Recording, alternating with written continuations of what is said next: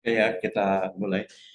Jadi untuk materi hari ini merupakan konsep dasar yang nantinya akan banyak kita gunakan pada saat kita harus melakukan proses normalisasi. Ya. Jadi setiap kali kita merancang database itu ada kemungkinan tabel-tabelnya itu masih belum normal. Ya, hasil perancangan yang menghasilkan tabel-tabel fisik ada kemungkinan tabelnya itu masih belum normal. Oleh karena itu perlu dilakukan satu tahapan lagi yang namanya proses normalisasi. Nah, pada prinsipnya proses normalisasi itu adalah kita akan mengenali yang namanya ketergantungan fungsional. Jadi dalam proses normalisasi nanti ada jenis ketergantungan fungsional yang tetap harus dipertahankan. Ada juga ketergantungan fungsional yang harus dihilangkan sehingga tabelnya menjadi normal. Ya. Nah, ketergantungan fungsional itu seperti apa? Nanti akan kita bahas pada diskusi kita di hari ini. Ya. Oke. Jadi ini preview aja tentang proses normalisasi karena fokus kita hari ini adalah tentang ketergantungan fungsional yang mendasari terjadinya proses normalisasi. Jadi normalisasi adalah suatu teknik untuk mengorganisasi data ke dalam tabel-tabel untuk memenuhi kebutuhan pemakai dalam suatu organisasi. Jadi sebenarnya proses normalisasi itu hanya sekedar mengatur ulang. Tabelnya itu sudah ada. Ya, tabelnya itu sudah ada yang kita hasilkan dari proses perancangan database. Itu akan menghasilkan tabel. Nah, kalau terdapat tabel-tabel yang belum normal, maka harus dinormalisasi. Ya, di mana prinsip normalisasi itu sebenarnya adalah mengatur ulang. Ya, mengatur ulang, mengorganisasi lagi. Tapi secara fisik nanti kita akan melihat bahwa jumlah tabel setelah proses normalisasi itu akan bertambah banyak. Ya, karena pada prinsipnya untuk sebuah tabel yang tidak normal dengan proses normalisasi itu nanti akan dipecah menjadi tabel-tabel yang baru. Jadi dari satu tabel misalkan setelah proses normalisasi bisa menghasilkan 2 atau 3 tabel. Sehingga dengan demikian secara keseluruhan jumlah tabel database itu akan semakin banyak. Ya.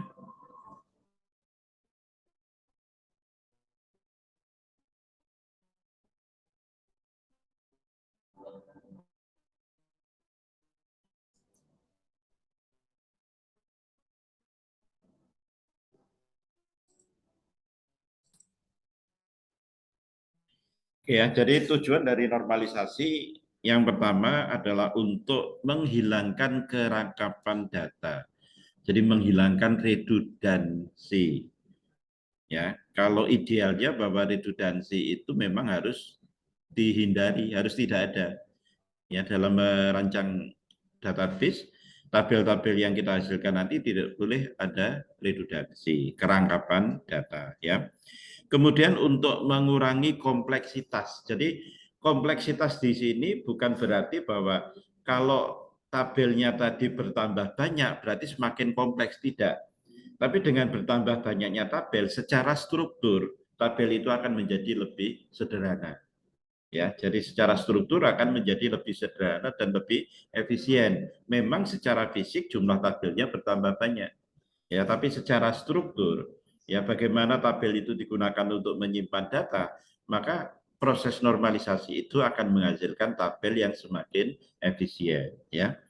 Kemudian yang ketiga, nah ini yang tidak kalah penting bahwa dengan menghasilkan tabel-tabel yang normal dari proses normalisasi, ini akan mempermudah pada saat kita melakukan pemodifikasian data.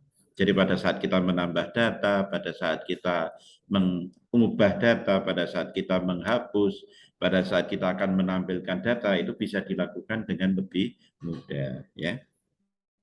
Nah, bagaimana proses normalisasi itu dilakukan ya? Yang pertama, data diuraikan dalam bentuk tabel, selanjutnya dianalisis berdasarkan persyaratan tertentu ke beberapa tingkat. Jadi nanti ada 5, ada 6 sebenarnya, tapi yang terakhir itu sebenarnya tingkat yang ke-6, tapi namanya bentuk normal yang ke-5.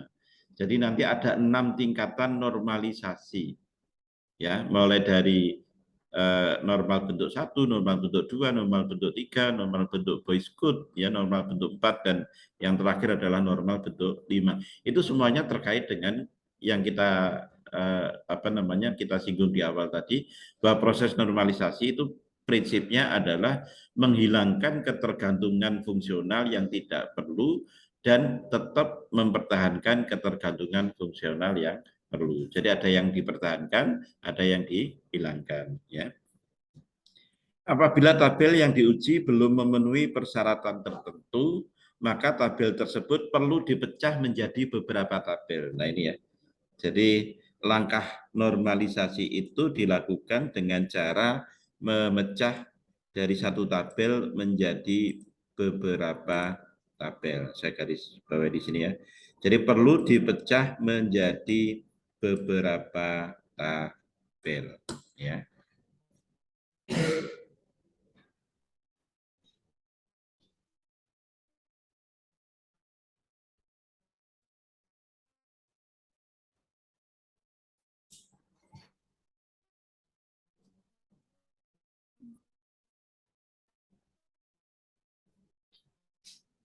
Nah, tujuannya untuk apa? Dengan memecah dari satu tabel menjadi beberapa tabel tadi, justru tabelnya itu akan menjadi lebih sederhana, ya, menjadi lebih sederhana sampai memenuhi bentuk yang optimal. Jadi secara fisik memang jumlahnya lebih banyak, tapi bentuknya menjadi lebih sederhana dan lebih optimal, ya.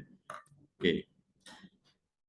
Nah, ini ada beberapa tahapan normalisasi, ya, seperti yang sudah disampaikan tadi. Terakhir nanti, ya, sampai dengan bentuk normal yang kelima. Tapi sebenarnya ini kalau kita perhatikan ada 6, ya, karena ada satu nama yang tidak menggunakan angka di sini. Namanya adalah bentuk normal boys code, ya, atau BCNF, boys code normal form, ya. Jadi dari tabel yang tidak normal nanti akan dilakukan proses normalisasi yang melalui beberapa tahapan, mulai dari bentuk normal yang pertama, normal yang kedua, yang ketiga, kemudian boys code, normal yang keempat, dan yang terakhir adalah bentuk normal yang kelima, ya. Nah, umumnya ya kalau saya katakan tabel fisik yang kita hasilkan dari proses perancangan database itu sudah berada pada bentuk normal yang ke-1, ya, umumnya.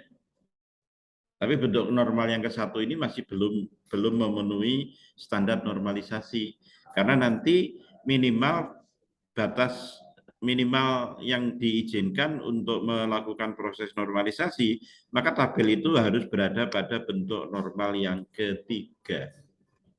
Ya, jadi tidak harus sampai dengan bentuk normal yang kelima, tapi minimal sampai dengan bentuk normal yang ketiga. Artinya apa? Untuk bisa sampai ke bentuk normal yang ketiga, nanti kita akan menghilangkan dua buah ketergantungan. Yang pertama adalah ketergantungan sebagian, dan yang kedua adalah ketergantungan transitif. Ya, jadi dengan menghilangkan dua ketergantungan fungsional ini, maka sebuah tabel nanti akan sudah berada pada bentuk normal yang ketiga, yang merupakan batas minimal toleransi, dikatakan bahwa tabelnya itu sudah punya struktur yang baik.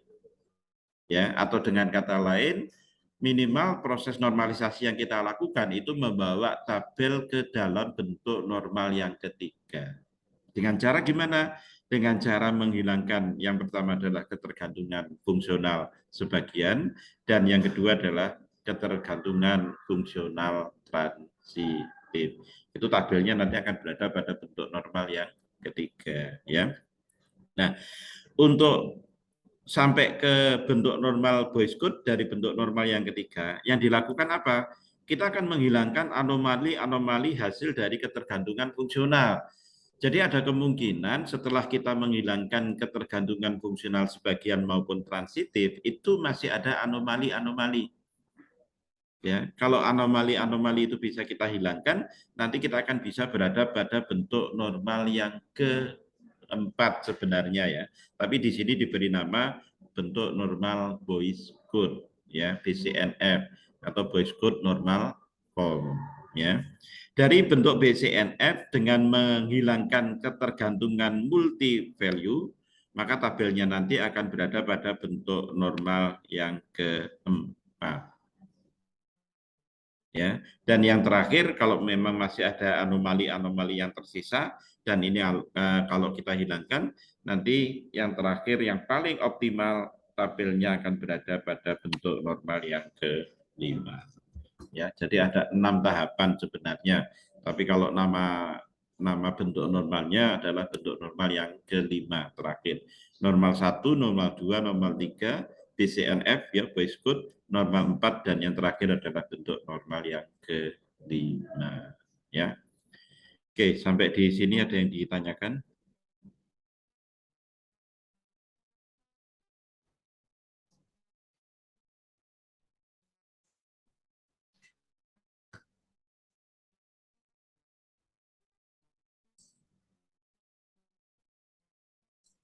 Oke ya, kalau tidak ada kita lanjutkan lagi. Nah, sekarang apa itu apa itu ketergantungan fungsional ya? Nih, kita mulai dari definisinya dulu. Definisi dari ketergantungan fungsional, atribut Y pada relasi R dikatakan tergantung fungsional pada atribut X. Jadi ini sebenarnya kalau Anda pernah belajar di mata kuliah itu ada matematika diskrit ya? Ada? Atau matematika logika itu pasti Anda sudah mengenal yang namanya fungsi ya atau pemetaan. Nah, ini sebenarnya konsep dari ketergantungan fungsional. Jika X maka Y. Artinya apa? Y tergantung pada X. Nilai Y tergantung pada nilai X ya. Jadi atribut Y pada relasi R dikatakan tergantung fungsional pada atribut X. Jadi kita tuliskan seperti ini. Rx, jika Rx maka Rz. Jika X maka Z. Artinya nilai X itu akan menentukan nilai Z. Satu nilai X akan menentukan satu nilai Z. Ya. Jika dan hanya jika setiap nilai X pada relasi R mempunyai tepat satu nilai Z. Ya. Kalau dalam matematik mungkin istilah yang lebih spesifik lagi adalah pemetaan satu-satu. Satu nilai X menentukan satu nilai Z. Atau satu nilai X hanya ada satu nilai Z. Tapi kalau satu nilai X ada lebih dari satu nilai Z, itu namanya bukan ketergantungan fungsional. Bukan pemetaan satu-satu. Ya, contohnya semacam ini. Ya, kalau kita misalkan bicara tentang pemasok atau supplier, itu kan masing-masing punya kode. Misalkan P01 nama suppliernya, nama pemasoknya adalah Baharu, P02 Sinar, P03 Harapan. Artinya apa? Satu kode pemasok itu hanya ada satu nama pemasok. Tapi kalau misalkan di sini ada lagi P01 kemudian namanya Dexa misalkan, maka ini sudah bukan lagi ketergantungan fungsional. Kenapa? Karena satu nilai X ada dua nilai Y.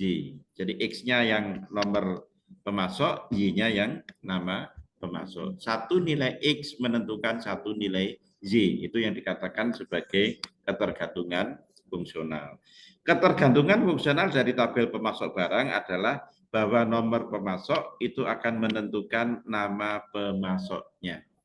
Satu nomor pemasok hanya ada satu nama pemasok. Satu NBI hanya ada satu nama mahasiswa. Satu kode mata kuliah hanya ada satu nama mata kuliah. Itu namanya ketergantungan fungsional. Ketergantungan fungsional itu adalah atribut di dalam tabel. ya atribut di dalam tabel. Misalkan kalau tabel mahasiswa ada NBI, ada nama, ada alamat, ada jenis kelamin, ada tanggal lahir, maka dalam tabel mahasiswa kita melihat di situ ada ketergantungan fungsional. Apa ketergantungan fungsionalnya? NBI menentukan nama. Satu NBI hanya ada satu nama.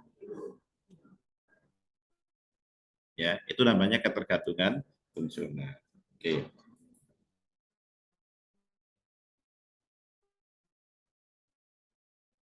Berikutnya nanti kita mengenal ada tiga ketergantungan fungsional, ya.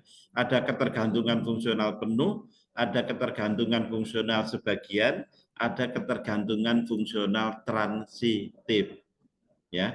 Nah, yang harus dihilangkan dari proses normalisasi itu adalah ketergantungan fungsional sebagian dan ketergantungan fungsional transitif.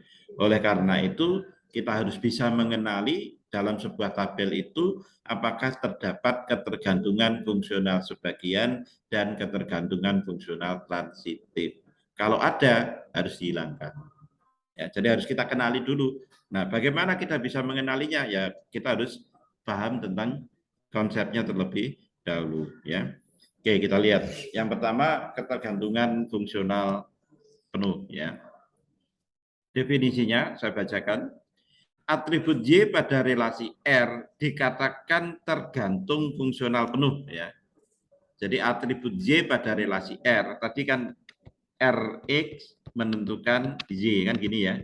Jadi atribut Y pada relasi R dikatakan tergantung fungsional penuh pada atribut X pada relasi R jika Y tidak tergantung pada subset dari X.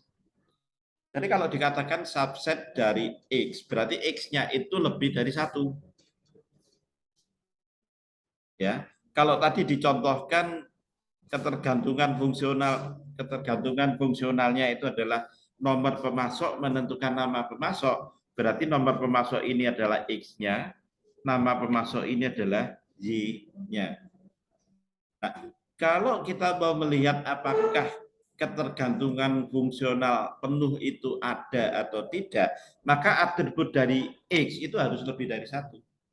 Jadi yang menentukan atribut Y itu harus lebih dari satu. Contohnya misalkan di sini ada nomor pemasok, kemudian ada kategori misalkan. Ya, ada kategori misalkan. Maka kita katakan kategori dan nomor pemasok itu menentukan nama pemasok.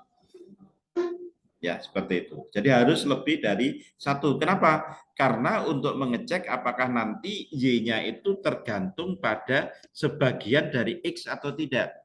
Pada subset dari X atau tidak. Ya, kalau Y itu tergantung pada sebagian dari X, maka itu dikatakan sebagai ketergantungan fungsional sebagian.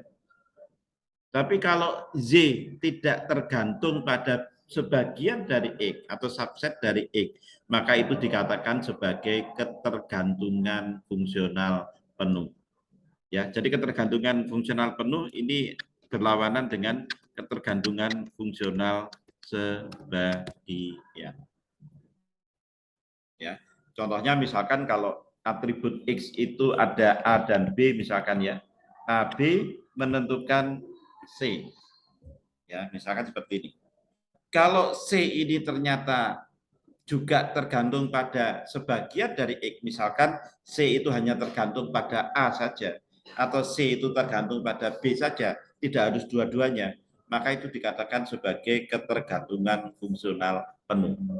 Tapi kalau C ini tergantung pada harus A dan B, tidak boleh salah satu, maka dikatakan sebagai ketergantungan fungsional penuh.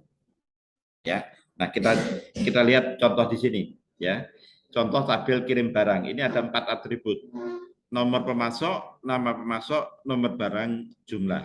Ya, kita lihat apakah di sini terdapat ketergantungan fungsional penuh atau ketergantungan fungsional sebagian. Misalnya isi tabelnya adalah seperti ini. Nomor pemasoknya ada P01, ada P02, P03, dan seterusnya. Kemudian ini nama pemasoknya. ada nomor barangnya, kemudian ada jumlahnya. Ya. Oke, kita lihat ketergantungan fungsional yang pertama. Nomor pemasok menentukan nama pemasok. Ya, jadi satu kita lihat satu nomor pemasok hanya ada satu nama pemasok. Artinya kalau P01 itu pasti baru, nggak ada yang lain. Yang P02 itu pasti sinar. Yang P03 harapan. Ya, jadi terdapat ketergantungan fungsional nomor pemasok menentukan nama pemasok. Kemudian ketergantungan fungsional yang kedua, bahwa nomor barang dan nomor pemasok ini menentukan jumlah. Ya, nomor barang dan nomor pemasok ini menentukan jumlah. Kita lihat nomor barang yang ini ya. B01 misalkan dengan P01 jumlahnya pasti 1000, tidak ada yang lain. Tapi kalau misalkan P01 ya ada lagi di sini misalkan isi tabelnya P01, B01, kemudian di sini ada 2500 misalkan. Maka tidak terjadi ketergantungan fungsional seperti ini. Ya, tapi karena satu nomor pemasok ditambah ya dan satu nomor barang menentukan jumlah, maka terdapat ketergantungan fungsional. Nah, karena di sini ada lebih dari satu atribut untuk X, kita akan bisa melihat apakah jenisnya itu ketergantungan fungsional penuh atau ketergantungan fungsional sebagian. Kita lihat. Kalau yang penuh tadi gimana? Kalau yang penuh, jumlah ini harus tergantung pada dua-duanya ini. Ya. Tapi kalau yang sebagian, jumlah itu hanya tergantung pada salah satu dari dua ini. Kalau harus semuanya berarti penuh. Oke, saya ambil contoh misalnya ya. Kalau saya hanya mengambil nomor pemasok saja untuk menentukan jumlah, ya, nomor pemasok saja untuk menentukan jumlah, saya ambil contoh misalkan P01, P02, P03. Apakah jumlahnya sama? Tidak. Berarti satu nomor pemasok tidak bisa menentukan jumlah. Atau saya ambil nomor barang saja misalnya. Nomor barang B03 misalkan, ya, di sini ada yang jumlahnya 2000, ada yang jumlahnya 1000. Artinya kalau hanya nomor barang saja tidak bisa menentukan jumlah. Tapi kalau kita gabung nomor barang dan nomor pemasok, secara tepat dia menentukan jumlah. Maka jenis ketergantungan fungsionalnya adalah ketergantungan fungsional penuh, bukan sebagian. Ya, ketergantungan fungsional penuh, bukan sebagian. Nah, yang sebagian seperti apa? Saya contohkan misalkan. Ada ketergantungan fungsional nomor pemasok, ya, nomor pemasok. Nah, ini ya, ini ditambah nomor pemasok dan nama pemasok, nama pem, ini menentukan nobar dan jumlah. Tidak cukup ya. Nah, nobar dan jumlah. Kita cek ya, apakah jenisnya termasuk penuh atau sebagian. Nobar dan jumlah. Jadi kita ambil dua ini. B01 ya, B01 1000. Ya, ini ditentukan oleh P01 baru. Kalau misalkan saya ambil nomor pemasoknya saja P01 ya. Apakah P01 ini menentukan nomor barang dan jumlah? Iya. Kan gitu. Artinya bahwa satu atribut itu hanya tergantung pada sebagian dari X. Nah, ini yang dikatakan sebagai ketergantungan fungsional sebagian.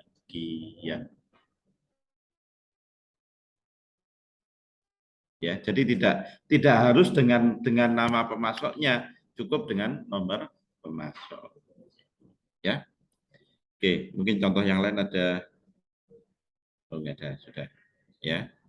Kalau apa namanya? Membedakannya itu sebenarnya gampang. Pokoknya Y-nya itu kalau bisa tergantung pada salah satu dari X, berarti ketergantungan sebagian. Tapi kalau Y itu harus tergantung pada semua dari X, maka ketergantungan penuh. Ingat yang harus dihilangkan itu adalah ketergantungan sebagian. Kalau ketergantungan penuh itu tetap dipertahankan. Jadi Anda nanti tetap harus bisa membedakan apakah itu ketergantungan yang sebagian atau yang penuh. Karena yang harus dihilangkan itu yang sebagian. Ya, jadi harus dikenali dulu. Oke. Berikutnya, jenis yang ketiga adalah ketergantungan transitif. Ini sebenarnya kalau ketergantungan fungsional itu kan simbolnya tadi kan notasinya kan jika X maka Y. Kalau ketergantungan transitif itu nanti bentuknya akan seperti ini. Jika X maka Y, jika saya tulis di mana ya? Oh, sini aja. Jika X maka Y dan jika Y maka Z. Artinya Z tergantung pada X melalui Z. Jadi nggak langsung. Jika X maka Z, jika Z maka Z. Ya. X, Y, Z ini adalah atribut dalam sebuah tabel. Ya. X, Y, Z itu adalah atribut dalam sebuah tabel. Jadi X-nya apa, Y-nya apa, Z-nya apa, itu adalah atribut-atribut dalam sebuah tabel. Ya, saya bacakan dulu definisinya. Ketergantungan transitif itu adalah atribut Z pada relasi R dikatakan tergantung transitif pada atribut X. Jika atribut Z tergantung pada atribut X pada relasi R dan atribut Z tergantung pada atribut Z pada relasi R. Ya, jadi jika X maka Z, jika Z maka Z, maka X menentukan Z. Artinya nanti kalau ini adalah atribut, pada saat kita melakukan proses normalisasi, yang dihapus dari tabel itu adalah atribut Y-nya. Karena apa? Karena Z itu cukup tergantung pada X, tidak perlu melalui Z. Ya, jadi X nanti yang akan menentukan Z. Z-nya akan kita hapus. Ya dari tabel. Artinya atribut Y itu tidak perlu ada pada tabel itu. Jadi harus dihilangkan. Menghapus atribut tabel itu bukan berarti menghapus benar-benar dihapus ya, tapi sebenarnya atribut itu dikumpulkan di dalam tabel yang baru. Ya, jadi kalau misalkan atribut Z ini kita keluarkan dari tabel A, maka sebenarnya atribut Z ini akan kita masukkan ke dalam tabel yang baru. Makanya tadi dikatakan bahwa proses normalisasi itu akan menghasilkan jumlah tabel yang bertambah banyak. Kenapa? Karena atribut yang harus dihilangkan itu dibuatkan tabel yang baru sehingga jumlah tabelnya menjadi lebih banyak. Ya, oke. Nah, contohnya ini. Ya, contohnya ini. Jika X maka Z, jika Z maka Z. X menentukan Z. Kita lihat di ketergantungan transitifnya. Nomor pemasok menentukan kode kota. Kode kota menentukan kota. Maka nomor pemasok menentukan kota. Kita lihat ya. Jadi nomor pemasok menentukan kode kota. Kita lihat. Kalau nomor pemasoknya P01, ini ya, kode kotanya pasti 1, tidak ada yang lain. Ya kan? Kalau misalkan di sini ada P01 kemudian 3, nah ini berarti nomor pemasok tidak menentukan kode kota. Tapi karena satu nilai nomor pemasok hanya ada satu nilai kode kota, maka dikatakan nomor pemasok menentukan kode kota. Oke, betul ya. Kemudian berikutnya transitifnya kode kota menentukan kota. Ya, kode kota menentukan kota. Kita lihat. Jika kode kotanya 1, nama kotanya adalah Jakarta. Semua yang kodenya 1 Jakarta. Jika kodenya 3, maka Bandung. Jika kodenya 2, maka Surabaya. Ya. Jadi nomor pemasok menentukan kode kota menentukan kota. Nah, sebenarnya nomor pemasok itu langsung menentukan kota. Jadi tanpa melalui kode kota. Jadi kalau P01 pasti Jakarta. Kalau P02 pasti Bandung. Kalau P03 pasti Surabaya. Ya, artinya apa? Bahwa di sini terjadi ketergantungan transitif. Nomor pemasok menentukan kode kota menentukan kota, tapi sebenarnya nomor pemasok cukup nomor pemasok saja langsung bisa menentukan kode kota. Nah, inilah yang dikatakan sebagai ketergantungan transitif. positif. Ini pun nanti juga harus dihilangkan dari tabel. Ya, dihilangkan bukan berarti dihapus, tapi diambil kemudian dimasukkan ke dalam tabel yang baru. Ya. Oke, sampai di sini ada yang ditanyakan dulu?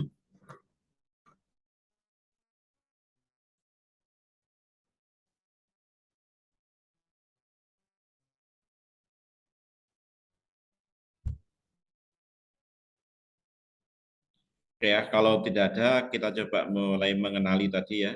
Ada bentuk normal 1, bentuk normal 2, 3, ya voice code, bentuk normal 4, ya kemudian bentuk normal 5. Ya. Apa itu bentuk normal 1? Bentuk normal ke-1 atau first normal form. Ya. Bentuk normal ke-1 atau first normal form. Suatu relasi dikatakan sudah memenuhi bentuk normal ke-1 bila setiap data bersifat atomik, yaitu setiap irisan baris dan kolom hanya mempunyai satu nilai data. Jadi tidak ada yang kosong, ya, tidak ada yang kosong. Ya, contohnya seperti ini. Kalau yang atas ini dikatakan masih belum normal, karena masih ada tempat-tempat yang kosong ini. Ini kan biasanya kalau kita membuat tabel Excel kan seperti ini. Jadi kalau kodenya sama ya cukup diisi satu saja, kemudian ditaruh di tengah kan gitu ya. Kemudian ini juga satu taruh tengah, ya yang lain dikosongi. Tapi kalau tabel database tidak bisa seperti itu. Jadi minimal pasti berada pada bentuk normal yang pertama. Artinya apa? Setiap tempat ini pasti ada isinya. Ya, setiap tempat ini pasti ada isinya. Ini yang dikatakan sebagai bentuk normal yang pertama. Jadi tidak ada pengulangan, ya tidak ada pengulangan. Semua tadi dikatakan setiap ini ya, setiap perpotongan atau irisan baris dan kolom hanya mempunyai satu nilai data. Ini kita lihat ya. Perpotongan baris ke-1 dengan kolom ke-1 misalkan ada P01. Perpotongan baris ke-1 dengan kolom ketiga misalkan ada Jakarta dan seterusnya. Jadi setiap tempat itu ada isinya. Itu yang dikatakan sebagai bentuk normal yang pertama ya. Oke.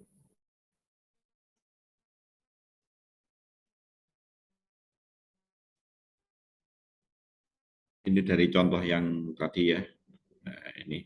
Jadi ini kalau kita lihat ketergantungan fungsionalnya, nomor pemasok menentukan kode kota dan menentukan kota. Kode kota menentukan kota. Kemudian nomor pemasok dan nomor barang ini menentukan jumlah. Ya, ini dari ini tadi. Nomor pemasok dan nomor barang ini menentukan jumlah. Kode kota menentukan kota. Kemudian apa lagi tadi? Nomor pemasok menentukan kode kota atau nomor pemasok menentukan kota. Ya, sorry. Nah ini, jadi nomor pemasok menentukan kode kota atau nomor pemasok menentukan kota. Tidak perlu transitif. Tadi kan nomor pemasok menentukan kode kota menentukan kota. Tadi cukup salah satu saja. Nomor pemasok menentukan kode kota, nomor pemasok menentukan kota. Jadi nanti antara kode kota dan kota ini salah satu harus dihilangkan. Ya. Oke. Sedangkan bentuk normal yang kedua, ya, suatu relasi dikatakan sudah memenuhi bentuk normal kedua bila relasi tersebut sudah memenuhi bentuk normal ke-1 dan atribut yang bukan K sudah tergantung penuh terhadap K-nya. Ya, misalkan seperti ini, ya, nomor pemasok, kemudian kode kota, kota. Nama kota, atribut yang bukan K, itu tergantung pada kode kota. Ya, kalau kodenya 1, nama kotanya Jakarta. Kalau kodenya 3, nama kotanya Bandung. Kalau kodenya 2, nama kotanya Surabaya. Ini dikatakan atribut yang bukan K sudah tergantung penuh terhadap K-nya. K-nya adalah kode kota, yang bukan K adalah nama kotanya. Nama kota tergantung penuh kepada kode kota. Ini yang dikatakan sebagai bentuk normal yang kedua. Ya, oke, kita kenali dulu sifat-sifatnya, baru nanti kita melakukan proses normalisasi. Ya. Sedangkan bentuk normal yang ketiga, ini kondisi yang paling minimal ya. kondisi paling minimal yang diperbolehkan kalau kita melakukan proses normalisasi minimal harus sampai pada bentuk normal yang ketiga. Ya, jadi harus sampai di sini. Ya, suatu relasi dikatakan sudah memenuhi bentuk normal ketiga bila relasi tersebut sudah memenuhi bentuk normal kedua ditambah dengan atribut yang bukan K tidak tergantung transitif terhadap K-nya. Ya, atribut yang bukan K tidak tergantung transitif pada atribut K-nya. Jadi artinya pada bentuk normal yang ketiga ini ketergantungan transitif itu sudah tidak ada. Anda lihat, kalau tadi kan ada nomor ada nomor pemasok, ada kode kota, ada nomor barang, ada jumlah barang. Tadi transitifnya nomor pemasok menentukan kode kota menentukan kota. Ya, sehingga pada bentuk normal yang ketiga, bentuk transitif ini akan dihilangkan. Ya, tabelnya menjadi nomor pemasok, Nah, ini nomor pemasok, kode kota dan nama kotanya tidak ada, kemudian nomor barang dan jumlah. Ya, kenapa? Karena pemasok itu pasti berada pada satu kota saja kan? Ya, tidak ada di sini misalkan P01 ada di Jakarta dan juga P01 ada di Surabaya misalkan tidak ada. Ya, hanya ada di satu tempat. Ya, makanya dari nomor pemasoknya sebenarnya kita akan tahu dia ada di kota mana, baik itu kode kotanya maupun nama kotanya. Sehingga pada bentuk normal yang ketiga nanti dua atribut itu akan dihilangkan. Ini ya. Hanya tabel yang normal ketiga itu hanya berisi 3 atribut ya. Kalau tadi ada 5 atribut 1 2 3 4 5. Maka 2 atribut yang dihilangkan ini nanti akan dimasukkan ke dalam tabel yang baru. Jadi tidak dihapus, tapi dimasukkan ke tabel yang baru. Sehingga tabelnya bertambah 1. Semula 1 tabel, sekarang menjadi 2 tabel. Tabel yang kedua itu yang memuat kode kota dan nama kota. Ya, supaya apa? Supaya tabelnya bisa berada pada bentuk normal yang ketiga. Ini ya. Jadi 2 atribut tadi dihilangkan, nanti akan membentuk tabel baru dalam proses normalisasinya. Yang pertama ada kode kota, yang kedua ada nama kotanya. Ini kita hapus ya, kita masukkan ke dalam tabel yang baru sehingga tabelnya akan bertambah, semula hanya 1 tabel sekarang menjadi 2. Nah, jadi prosesnya nanti seperti itu ya. Tapi intinya sebenarnya bahwa untuk sampai ya, untuk minimal sampai pada bentuk normal yang ketiga, nanti kita harus menghilangkan 2 ketergantungan fungsional ini. Yang pertama adalah ketergantungan fungsional sebagian, dan yang kedua adalah ketergantungan fungsional transitif. Ya, tadi dicontohkan seperti ini. Terakhir, tabelnya berada pada bentuk normal yang ketiga, isinya hanya 3 atribut saja. Yang 2 sudah diambil, dimasukkan ke dalam tabel yang baru. Ya. Oke, sampai di sini ada yang ditanyakan?